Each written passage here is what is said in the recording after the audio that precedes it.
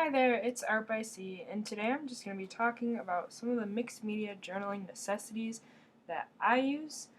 This will be a first of a series, and I hope to make videos about basic mixed media journaling concepts like composition, color theory, and even cool tutorials involving weird materials.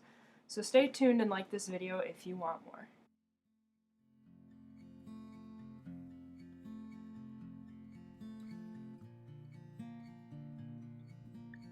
So the first thing that you're going to want is some paper. Now there's many different types of paper you can get, and you can pretty much use just about anything. I would recommend doing it in a book just so that you have everything together. So you can use small things, medium size things, and larger papers. I tend to use something about this size and something that's bound just so that the pages connect to each other, whereas with a spiral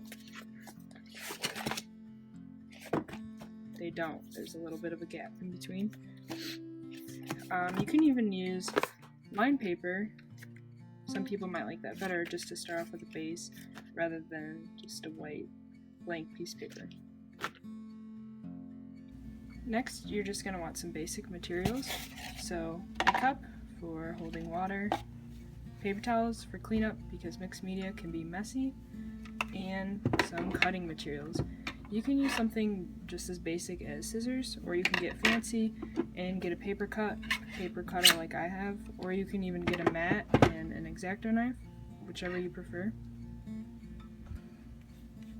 Another item you may want is a hairdryer, just because it speeds up the process, and if you're impatient like I am, it's a helpful tool to have around. Next, you'll want something for pictures. What I tend to do is just print out my own pictures and use those. You could even get something as simple as a magazine and find some pictures you like and cut them out. Or you can find some books that you don't mind cutting up and take some cool pictures from there. You can even get newspapers, old sheet music, or even maps.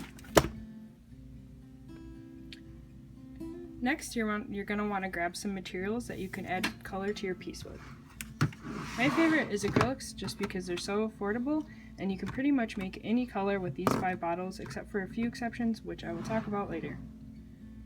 Another option you can use is gouache. People usually tend to like these because they finish matte, and they're kind of a combo between watercolors and acrylics. That leads me to my next medium, which is watercolors. You can get a really nice fancy set like I have, or even just a cheap one from the dollar store. They both will work. Next, you can use markers. You can get something fancy like Copic, or you can even use Crayola. And finally, you can use colored pencil, which you don't have to have a really fancy thing like this. You can even just use something like Crayola. There's many other options too, but these are just some that I prefer. Alright, the next thing you'll want is some painting supplies. So the first thing is palettes, which, as you can see, variety in size, and you can get whatever you are most comfortable with. I tend to use something like this for the page because it's not too big or not too small, just right. If I'm using a bunch of colors, I will use a bigger palette like this. And if I'm only using a few colors, I'll use something very small like this. Okay, so another thing you'll want is some brushes. I've categorized these into my nice brushes and my crap brushes. These are my crap brushes because I use them for things like gesso or Mod Podge, and the bristles get stiff and a little scratchy.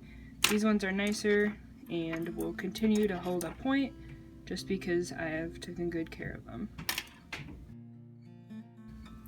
The next thing you'll need is some kind of adhesive. My personal favorite is Mod Podge, just because it comes in a variety of different finishes like matte or gloss. Some other glues you can use are super glues. These are better for heavier papers like cardstock. You just have to be careful with these because they are a very strong glue. Next, you could use something like a spray adhesive. While this isn't a spray adhesive, it is a clear acrylic sealer, so it would do the job, but you just have to be careful with these because they contain toxic chemicals and you need to be in a well-ventilated area. You can also use something as basic as some scotch tape or a glue gun, really whatever you find around the house. Next is the category that I like to call the fun stuff. So this is basically just extra stuff that you don't necessarily need, but it's fun to keep around. So I mentioned earlier that with those acrylics you can make pretty much every color except for some exceptions. Well, the exceptions are metallic paints and neons.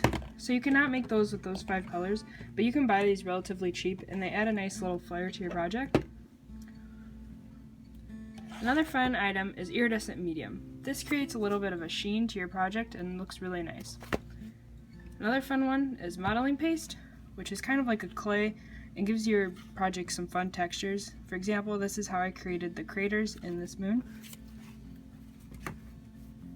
A sponge, which actually should kind of be a necessity because it creates such a fun texture and is really good for backgrounds. Washi tape, which is just tape that has some fun patterns on it. Glitter, because everyone likes glitter. Next are gessos, which are actually pretty important because they are very opaque, thick paint. So if you have a really thin piece of paper and want to give it some more tooth, these are great for that. And finally, just some gel pens, because they're fun to add little designs on with afterwards. Pretty much anything you can think of can be used for mixed media, so feel free to let your imagination run. The next thing you'll want is imagination and creativity. Both of these pieces wouldn't really be possible unless I was willing to experiment with new things and see what looks good. So feel free to play around and even do things you normally wouldn't do. Have fun creating.